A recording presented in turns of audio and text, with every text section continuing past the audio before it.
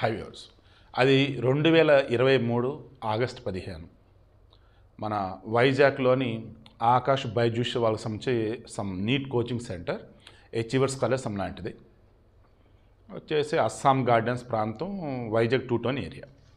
సరే, అది లొకేషన్స్ పక్కన పెట్టడం. టాపిక్ వచ్చేసి రితి సాహా అని నీట్కి ప్రిపేర్ అవుతున్నట్టు అమ్మాయి, ఇక త్వరలో మెడిసిన్ కొట్టేసిద్ది అన్నట్టు కాన్ఫిడెన్స్లో వాళ్ళ ఫ్యామిలీ ఉన్నారు.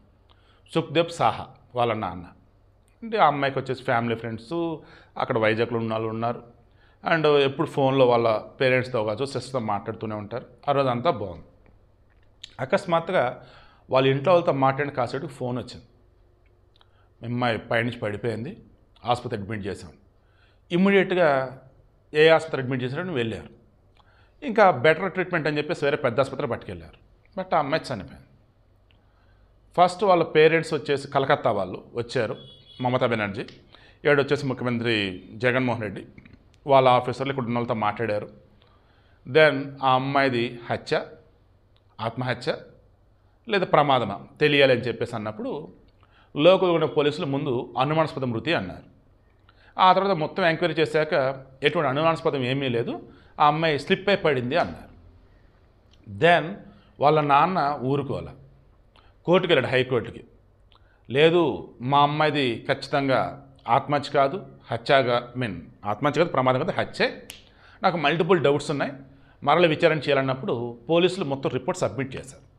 ఏమేమి ఎంక్వైరీ చేసాం, ఏమేమి తేలింది, మరలా కొత్తగా ఎంక్వైరీ చేయాల్సిన అవసరం ఉందా లేదా, అండ్ ఇది హత్య అంటానికి అసలు ఏమన్నా ఆధారాలు ఉన్నాయా లేదా మొత్తం చేస్తే హైకోర్టు వచ్చేసి చూసి లేదు అన్నీ కరెక్ట్గానే ఉన్నాయి, అనుమానం అన్నది అసలు ఇక్కడ ఏమీ లేదు, కాలు జారి పడింది అంతే అన్నారు. 3 అంతస్తు నుంచి పడి చనిపోయాను. ఇక ఆయన సుప్రీంకోర్టుకి వెళ్ళాడు. ఇది ఎంత 2025. Supreme court central bureau of investigation సిబిఐకి ఆర్డర్ ఇచ్చింది, ఇన్వెస్టిగేషన్ చేయండి అని. అంటే ఈ ప్రైవేట్ కాలేజెస్ ఏవైతున్నాయో, మరి ముఖ్యంగా కోచింగ్ పేరుతున్నటువంటి ఏవైతున్నాయో, కొన్ని చోట్ల విపరీతమైనటువంటి ఒత్తిడి, కొన్ని చోట్ల అక్కడ జరిగే ఏమైనా తెలిస్తే పిల్లల్ని చంపేయడం కూడా కొంతమంది వెనకాడతలేదని చెప్పేసి ఇప్పుడు వీళ్ళ నాన్న గట్టిగా ఫీల్ అయ్యాడు.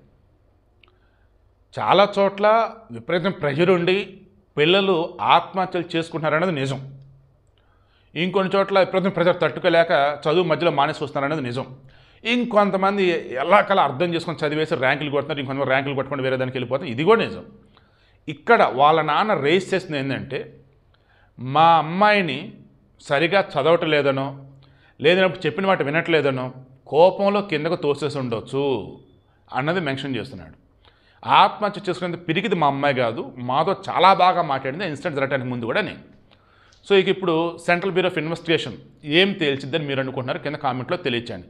రితి సాహా 17 సంవత్సరాలు, 2023 ఆగస్టు 15 ఇన్సిడెంట్ జరిగింది. ఆగస్టు 16, 2023 మొత్తం న్యూస్ అదే. బట్ పోలీసులు వచ్చేసి కేసు అయితే క్లోజ్ చేశారు. ఇప్పుడు సిబిఐలో మరలా కేసు రీఓపెన్ చేయబోతూ ఉన్నారు. సుప్రీంకోర్టు చెప్పింది.